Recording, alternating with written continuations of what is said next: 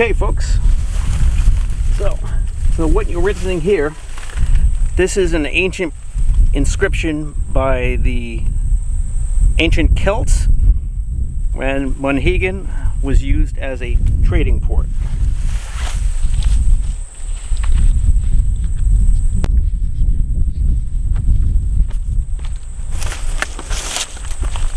Okay, all right, so I'm just going to go off what Barry Phil described about this inscription. He says it's a North American example of a lapidary inscription in the style of hinge ogam, which, like, this is ancient Celtic forms of writing which used a crack, right, and lines to depict words. Okay, so this variety of ogam, unknown from stones in Ireland or elsewhere in Europe, was once dismissed by scholars as worthless child play. But the American example, lacking vowels and coeval with Phoenician inscriptions, shows that this alphabet is a Bronze Age predecessor of Irish ogam. The inscription reads right to left, apparently to be translated as ships from Phoenicia, cargo platform.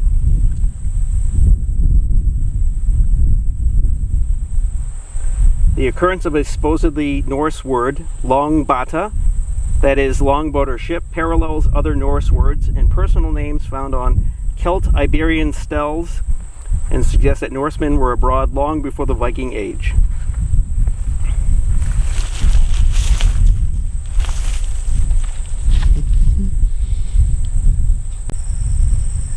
Okay, so the question Fell raises is how the Celts wound up here, and he references a Celt-Iberian culture in southern Spain called the Tarshish that was mentioned a few times in the Bible.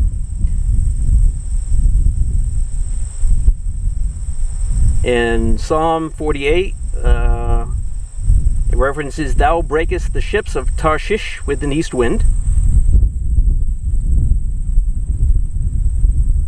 In the book of Jonah, describes how the prophet went down to Joppa, where he found a ship going to Tarshish.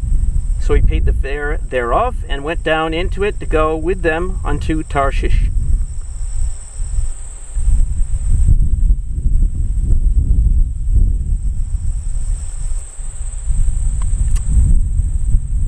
And it's mentioned by Ezekiel.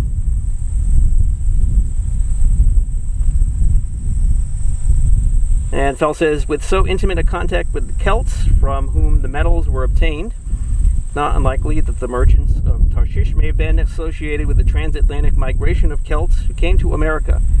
And indeed, James Whittall, with whom I've discussed the decipherment of Tartessian inscriptions here in America, thinks that the American Celts were deliberately brought here by Phoenicians who wanted mining communities to exploit American natural resources and with whom they could then trade.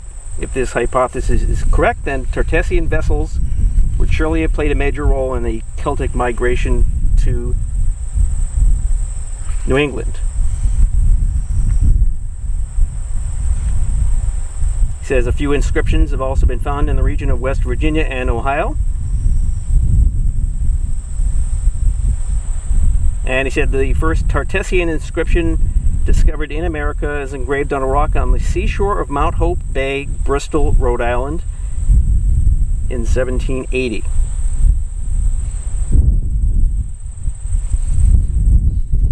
And that's a drawing or cave inscription of one of their boats. Okay, so all right, so that's some basic things look at